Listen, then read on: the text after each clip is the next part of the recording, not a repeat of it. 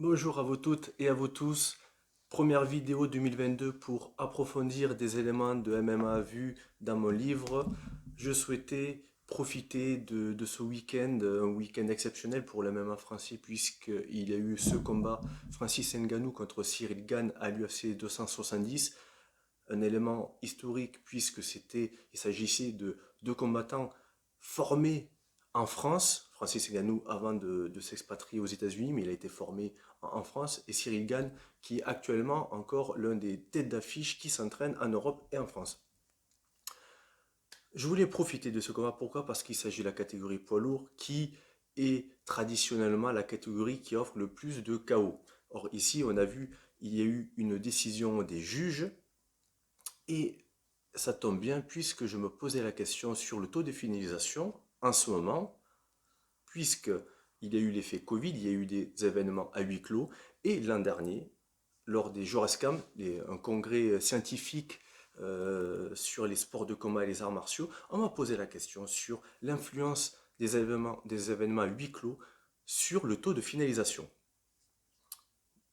On peut se poser la question, puisque dans d'autres sports, il y a eu ce débat à savoir si, sans public, sans spectateur, est-ce qu'il y avait moins d'intensité, moins de spectacle. Donc, je suis parti sur le taux 2019 vu dans le livre où, historiquement, il y a moins de KO et plus de décisions des juges dans l'évolution du MMA. En 2019, on retrouve les chiffres suivants. 30% de KO et de KO technique et 16% de soumission.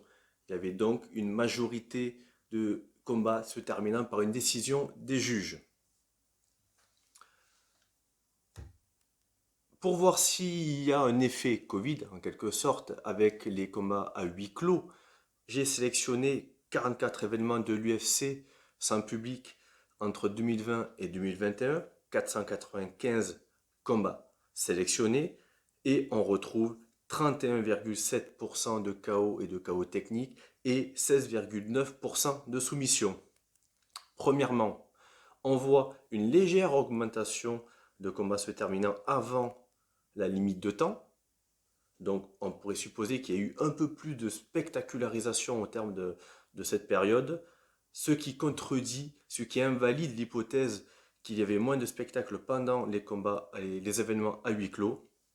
Donc, on peut donc conclure qu'il n'y a pas eu d'effet sur ce phénomène de finalisation et que les athlètes ont continué de produire du spectacle malgré l'absence du public en cette période.